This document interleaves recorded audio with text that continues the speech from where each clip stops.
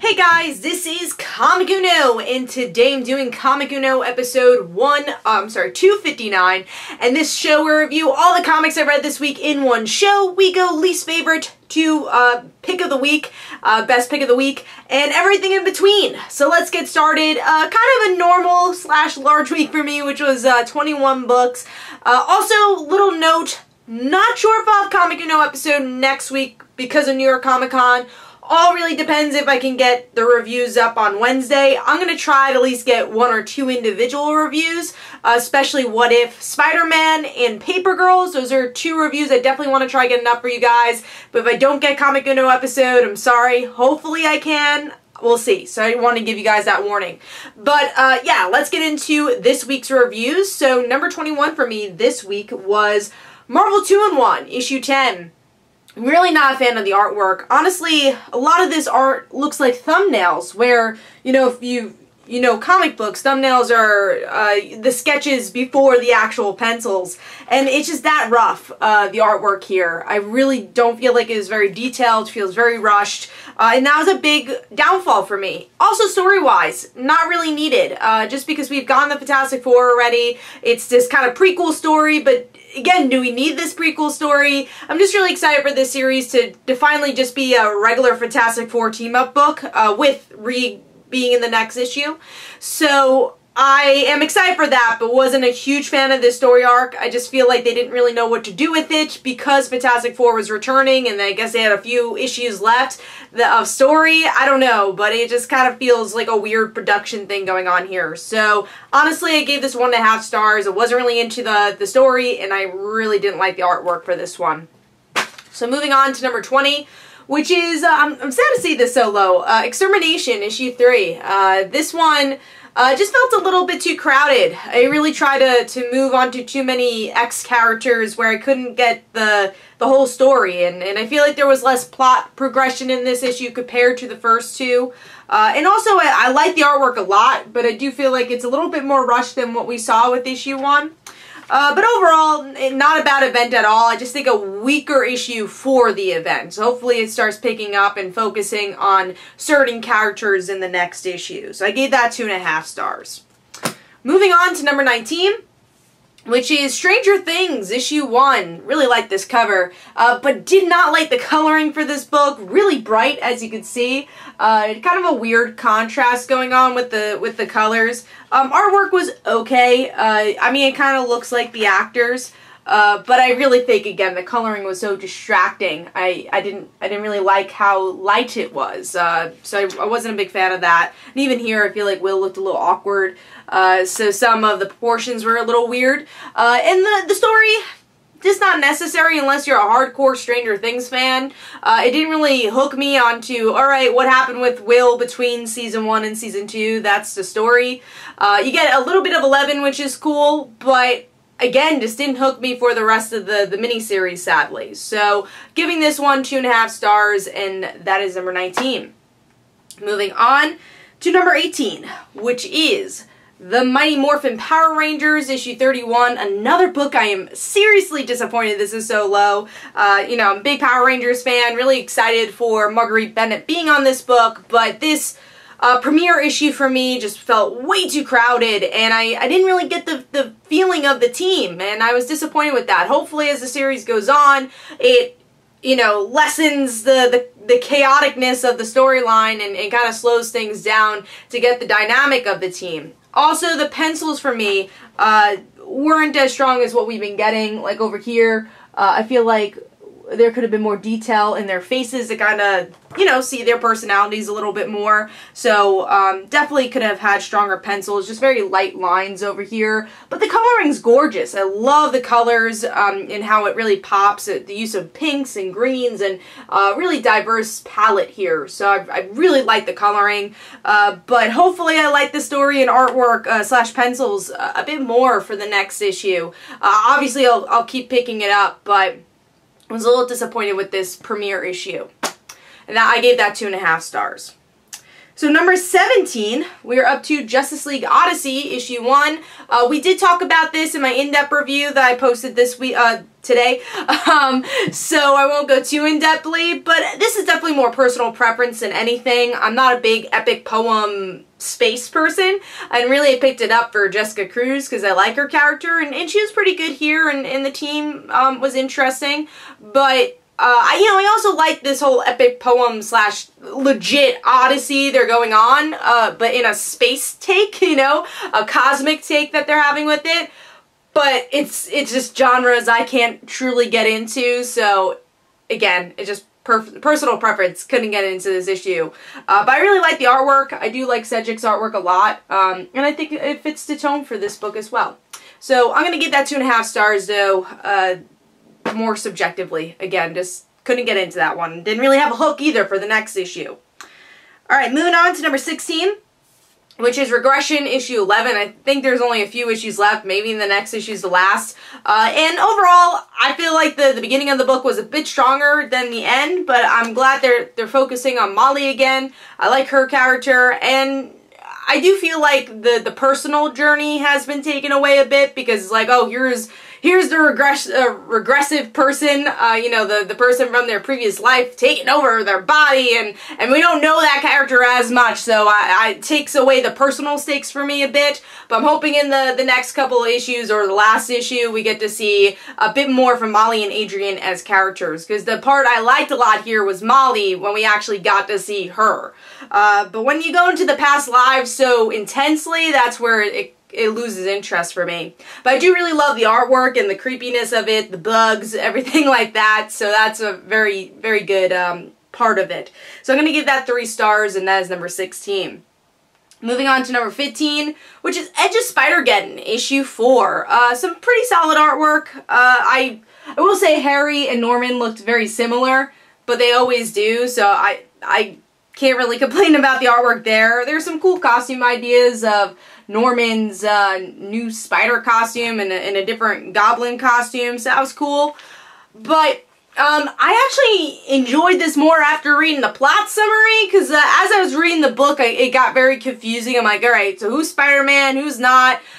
So that portion got a little confusing for me, and then I read the plot summary, like, oh, that's what the story is supposed to be about. So, which is why it's a little lower for me, but it's a really interesting concept of Norman being a spider person, and then Harry being a Green Goblin type character, but Norman's the villain, it looks like, and Harry is the hero, in a way, trying just to get justice for Norman killing off Peter. So, I like that. I thought that was cool, and I'm interested to see this character be a wild card in the Spider-Geddon event, and maybe this being one of the more important Edge of Spider-Geddon's stories to get. So overall, I'm going to give this 3 stars. Not a bad read, but again, I think some of the story could have been explained a little bit better, and some of the character motives could have been a bit clearer. Alright, moving on to number 14, which is Betty and Veronica, Vixens, issue 10. It's the last issue of this series. Still not a fan of the artwork, just way too plain for me. But overall, it was a fun ending where very quickly the family and the town's like, yes, we love the Vixens, come back. And I'm like, whoa, that was really convenient. But at least it shows that they were doing good things, and even though they were part of like this biker gang, it doesn't mean they were bad people, and you kind of got the power of the, you know, girl power in general. So I was going to say power of the girls, but girl power in general. So that was cool. So overall, I give it 3 stars. It's not a blow my mind type series, but if you like Betty and Veronica, it was a fun ride. Pun totally intended there. Alright, giving that 3 stars. Alright, moving on to number, let's see, we're up to number 13, and that is Detective Comics issue 989. So I would say if you like, you know, classic Rogue Gallery type Batman stories, definitely read this. But if you're looking for the road to issue 1000, you're not really getting it here. It's very, like, generic Rogues Gallery stuff. But it feels classic. You know, the artwork feels very classic to me, kind of early 2000s style. Really like the style here. Very crisp and clean overall, so I like the art. I like the whole Firefly storyline. It's cool, but nothing, you know, that blows my mind, and it's a bit forgettable overall. But if you're looking for just a fun Batman story, it's there. But again, nothing that's really blowing my mind here either. So depends if you need an extra book on your pull list or not and how big of a Batman fan you are. So I'm going to give that 3 stars. Alright, moving on to number 12, which is Jessica Jones, issue 3. This is a harder series to read, and it's weird because most books are like, oh yeah, it's better in trade, it's better in trade. This series I feel like is better in single issue, but the problem is you get 2 issues each time. So it's actually, it's not even issue 3, it's like issue 5 and 6 at this point. So that's kind of weird, and after I read the issue, I'm like, alright, now we gotta get to the next one, because it's a lot to read. You know, it's kind of a wordy book, so I feel like it would be better if we had the single issues, for me personally. And also it's harder to rate, because you had different artists on both books.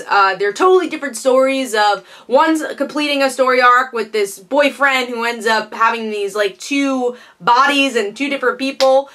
So you find out that he's not actually an abusive boyfriend. The actual boyfriend is still an okay person. So it's ending that arc from the last issue, and then after that, it's continuing this new arc with Danny and her birthday happening, which was fun, and then you kind of have this Purple Man cliffhanger with this issue.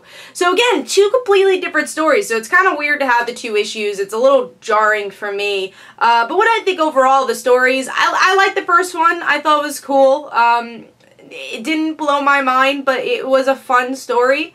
And then the second one, I really liked the birthday stuff. I just don't like that Jen is the Avengers Hulk version. I still hate that they don't focus on the She-Hulk series, that, you know, she was dealing with her PTSD a little bit more. But anyways, the ending I didn't love. It was Danny becoming purple. And I liked, you know, Luke caring and understanding Jessica's PTSD with Purple Man, and when she saw Purple, kind of the mood changed. I thought that was really good. And obviously it was a foreshadowing to what's to come, but it's a story we've gotten already, because we had the whole Purple Man stuff when Brian Michael Bendis ended his run. So it feels a bit too soon to have Purple Man again, and it feels a little bit too similar to what we were getting in Brian Michael Bendis' run. So I'm a little torn on it. I gave it 3 stars. I know we're gonna have to wait a little while for the next arc, because they have to, like, release this physically in trade, because the first, technically, arc is over, and now we're gonna get the second arc, or the second group of issues. So we'll see how the wait affects the read of this story. So overall, I'm gonna give that 3 stars. Alright, moving on to number 11, which is The Flash, issue 55, which would have been a lot higher if it wasn't for the artwork. Really didn't like the art. I thought it was very messy. Kind of reminds me of Howard Porter's artwork, which I'm also not a huge fan of. But yeah, did not like the pencils here. The coloring was good, but I didn't really like the pencils. Even, you know, some of the characters, like, there's a female, not cop, I think it's one of the female scientists that works with Barry, kind of looks like Iris, so it's kind of hard. I was like, oh yeah, Iris has short hair now, so there you go. And that's how I was able to kind of figure it out. And then, like, I think her hair changes in the middle. The coloring was kind of weird. Let me see if I can find that panel. But yeah, I wasn't a huge fan of the artwork. Too many lines on their faces. So that brought it down. But I actually did like the story. We get to see Iris interviewing, not Captain Cold, but Commander Cold, I think his name is here. And then seeing this kind of interesting twist with the Rogues Gallery, that Heatwave is kind of like this god-like character right now. So I really liked the story, it's just the artwork really brought it down for me. So overall I'm going to give this 3 stars, but still been really impressed with The Flash overall and how much this has improved as a series for me. And I actually genuinely look forward to The Flash every 2 weeks, I think it is, or maybe it's every month. Alright, moving on to number 10, which is Witchblade, issue 8. I like this series. It's always in the middle, though. Like, I love the character, but I feel like the plot needs still some work. There's not a lot of Witchblade-ness. It's not Alex really taking control in the Witchblade, because she's still learning about it. But I like that we get to see a bit more from her friend, who ends up, you know, still being alive. So we get to learn a little bit more about him and how he actually is alive, and how her supporting cast is dealing with that. So it's a pretty good issue, but again, still need that Witchblade action a bit more. And also there's times in the artwork where they don't have faces when it's zoomed out, and that's kind of a pet peeve for me. It's just like I want more detail with the characters. It just kind of feels a little lazier if there's a lot of characters on screen and they don't add eyes. There's a couple of panels like that. This is another example of that, just like it's not as detailed, the faces. And also I haven't been a fan of the actual Witchblade look for this series. It just doesn't feel as epic as I want it to be, so that's the Witchblade action. Hopefully they could balance that a little bit more for the series. But I still like the comic, and again, I really like Alex as a protagonist, which is why it kind of landed more in the middle of my list this week. So giving that 3 stars. Alright. Moving on to a new Image book, number 9, which is Maneaters, issue 1. This is Chelsea Cain's book. If you like stuff like Bitch Planet, I think you'll really, and I think there's even a reference to Bitch Planet in the book. But it's about these girls who, you know, well, they live in a world where, I guess there was like something chemical that made them, if they get their period, they turn into like a cat-like creature. So what they did is stop girls from having periods, which is also kind of weird because they don't explain like how does the human race survive if they don't like, get their period, because that means no one's having kids. So hopefully they explain that as the series goes on. But it's about this girl especially who's has a single dad. You know, he's kind of like a dork dad who's a cop, who's a homicide detective for these cat creatures, and then this girl ends up getting her period by the end of the issue, so she's probably going to turn into this cat creature. A lot of exposition in this issue to explain the cat creature stuff, and that kind of brought it down for me. But it's a really interesting feminist message, and I thought it was a cool concept. I don't know if everything was fully thought out in this first issue. Again, with, you know, if a girl gets her, you know, if girls not getting their period, how are they, you know, populating this world? So hopefully they explain those things a bit more.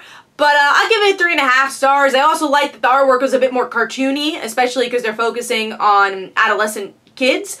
You know, girls are 13, 14. So I really like the style of artwork. So I'm going to give it 3.5 stars. Don't know if I'll pick up the next issue. There wasn't a particular hook for me, but I definitely think it was a well-written issue and a cool concept, which is why it's higher. Alright, that was number 9. Moving on to number 8. Cool to see this a bit higher. Just League Dark, issue 3. Zatanna makes this book for me. I really like the intro with her and her dad and how she learned magic, and I kind of wish this was just a Zatanna book.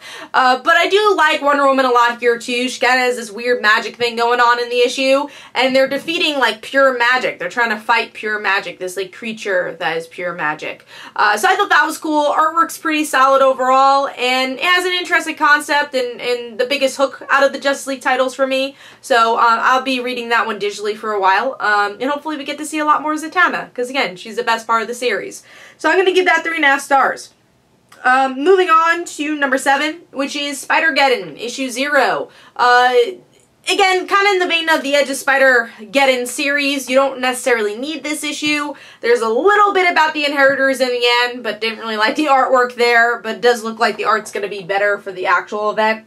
But mostly it's just Christos Gage, who wrote the video game for Spider-Man and who's writing the event, introducing Spider-Man PS4 into the comic book world, which was really cool, and I like seeing him interact with Superior Spider-Man, so that was fun. I liked seeing MJ here. So overall, it was a fun story, and artwork was gorgeous for this book. I especially liked how he utilized that, like, webbing bomb. That was cool. And it looks like concept art for a video game, so I think it really fit well, and it brought that video game essence to life. So I'm going to give this one 3.5 stars, and definitely the best out of the one-shot type storylines for the Spider-Geddon stuff. Alright, moving on to number 6, another Spidey title, and that is The Amazing Spider-Man, issue 6. A lot of fun. I especially love the MJ Peter stuff and them just being lovey-dovey and actually being in a relationship, so that's fun. But I also really like Boomerang and kind of the situation Peter gets into by the end of the issue, which is he ends up joining the villains who learn more about them and to try to defeat them as Spider-Man. So I thought it was kind of a cool twist, again, on cliches that we've known from Spider-Man for decades, and really putting on its head, and I think that's what Nick Spencer has done a great job with so far in these 6 issues. I will say that we do have another artist, which is Ramos. It's kind of nostalgic for me, even though it's modern nostalgic, but it's cool to see him back on the title. It is not as strong as Otley, and you can kind of see that comparison, but again, it's cool Spider-Man art that you're used to, and nostalgic in a way. So it's a fun issue. I liked it, and I gave this one 4 stars. Alright, so that was number 6. Moving on to number 5. Glad to see this in my top 5 again. Doomsday Clock, issue 7. I'm a huge Watchmen fan, but one of my favorite aspects of Watchmen is the existentialism slash Dr. Manhattan aspect of the book. So it's cool to see finally Dr. Manhattan in this book and kind of figure out his role a bit more in DC Rebirth slash Doomsday Clock. And you know, we don't know where the future is going to go. It kind of, in the end of the issue, kind of foreshadows that Dr. Manhattan might die, or, you know, Superman, or the world might die, because everything goes dark. And we know that Dr. Manhattan's able to see the future and the past all at once. So things go dark, and why did Superman do this? So we're kind of unraveling the pieces there, and we're breaking down the characters more. Rorschach literally is broken down here. We get to see a little bit of Ozymandias, more of his character motive in this issue. And I really just like Mime and what's-her-face, you know, the 2 Joker, Harley Quinn type characters. They're fun, and they find out that they're pregnant with another child, and I thought that was kind of a cool twist with the story. Supposedly that kid's going to be important. And obviously the artwork is just gorgeous, and it really sets the tone of what you loved about Watchmen, especially seeing Dr. Manhattan again, and that art style, that coloring, really, it was aced here. So I thought it was a really solid issue, and it kind of brought me back to get excited for Doomsday Clock, and finally stories starting to progress a bit with the overall plot. So I'm going to give that one 4 stars. Moving on to number 4, which is Action Comics, issue 1003. Love this cover. Close to being my cover of the week, but the Amazing Spider-Man cover, couldn't beat that one, but this is pretty cool. And I really like this issue, honestly. I was really surprised by it, because we learned more about that new journalist and why she wants kryptonite, and she meets up with this girl named Candy, and she kind of had a fun personality. And it's Batman helping Superman. Superman, like, kind of pretends that he has, like, a stomach ache or migraine, and because kryptonite's in the building, because that journalist brought kryptonite into the building, so it's Batman who saves the day and mugs the girl, and I thought that was funny. And the artwork is so crisp. I really like the artwork a lot for this book. Just some really nice inking there. And I just like Batman and Superman a lot here. And then another great cliffhanger with Lois, where Lois seems to be teaming up with Lex. So hopefully we get some answers with Lois soon. I really enjoyed that. So overall, I'm going to give this 4 stars. I think this was one of the better Brian Michael Bendis Superman stories. I thought from beginning to end I was fully entertained. Alright, moving on to number 3, which is Heroes in Crisis, issue 1. I also did a very in-depth review for this. I won't go too much into detail here, but I thought it was a solid start. I really liked how cinematic this issue was. I enjoyed the twists that we get, and you know, kind of the gut punches already with this first issue with Wally and Roy. I don't think they're dead, but we'll have to see. And the mystery that starts here, I think every good, especially DC event, or slash comic book event, starts out with a murder mystery, like Watchmen, like Identity Crisis.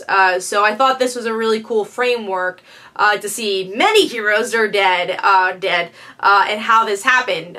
Is it actually Booster Gold? That was kind of a shocking ending with Booster. Did he do all this? And there's a lot of great mystery here, and I think King sets up a pretty cool event. So I thought it was a very solid issue, so I'm going to give this one 4 stars, and that is number 3. Moving on to number 2, which is Fence, issue 10, which from Boom Studios. Just a joy to read this book. The facial expressions are on point, cartoony, anime-esque style, and you just get their personalities overflowing in these pencils. and it's Nicholas versus Seje in this issue, and Nicholas loses, and that's okay, and hopefully in the next issue he still has an opportunity to have another match, but what I really liked about this issue was this growing, blossoming friendship between Seje and Nicholas saying, I'm not Jesse, I'm not that guy that you couldn't defeat before, I want to be your rival because I'm Nicholas, you know? So it was a lot of fun to see that. And again, just this growing friendship by the end of the issue. I really enjoyed it. So I'm going to give that one 4 stars, and that is my number 2. Moving on to my number 1, which is Batgirl, issue 27. Just a huge improvement from this series since the new creative team took over. And I really like this issue a lot, where we get to see Batgirl had a seizure in the last issue, so she has to, now she's in the hospital. Obviously James is very worried about her, and she might lose her legs again if she doesn't focus, but she's losing her head as well. She's losing her memory, and Barbara is more afraid of that than anything, and in the back of her head she's like, I have to defeat Grotesque, he's still out there. So James is like, alright, you gotta go back home, come on, you know, during this situation, come back home. And, you know, there's all these reminders that she might lose her legs again. She's okay with that, and I thought that was a really interesting way to tackle her disability, and I thought it was a very Barbara Gordon way to do so, and it's still, you know, Jim saying, you know, he is afraid for his daughter to lose her legs. But of course it's still Barbara, no matter what, going out as Batgirl, having this really cool classic costume in my opinion. I don't like the ears, but I liked everything else, and it made sense because Barbara said, oh, this is like an old costume I had stowed away. Oh, and this panel was awesome, the men in refrigerators moment. But yeah, I really like the direction it's going, and interesting ending where we get to see Batgirl is framed for murder on top of everything going on. I guess my only little nitpick of this book, or the couple of nitpicks I had, was the lettering. I still don't like this kind of computer-generated lettering. It's kind of weird. And then also, I would say I don't know if Grotesque is a big enough villain for Barbara to take all these risks. Sorry, I can't say the plural of that for some reason right now. But yeah, she's definitely taking a lot to be Batgirl and to defeat him, and I want to, I guess, learn more about him. That way, you know, it makes sense for what she's doing. I know she's Batgirl, she would do it for any villain, but I want to see him more menacing as a villain as we go on. So even though I do get the themes that they're trying to connect with. But overall, really solid issue. I've been really liking the direction of Batgirl. Really like the artwork as well. Again, it brings back that classic Batgirl year 1 feel, but still this is the older Batgirl. This is still the Batgirl that dealt with Burnside and in that bubbly Batgirl as well. So it's just a really cool combination of, I would say, the last decade of Batgirl / Barbara Gordon. So I'm going to give this 4 stars, really solid issue, and that is my pick of the week. Hopefully you guys enjoyed. This is Comic Uno. Don't forget to follow me on Twitter. Don't forget to like my Facebook page. Also, description below, there are links for my comic book, Like Father, Like Daughter. And don't forget to like the Facebook page of Like Father, Like Daughter. And I'll see you guys later. Bye.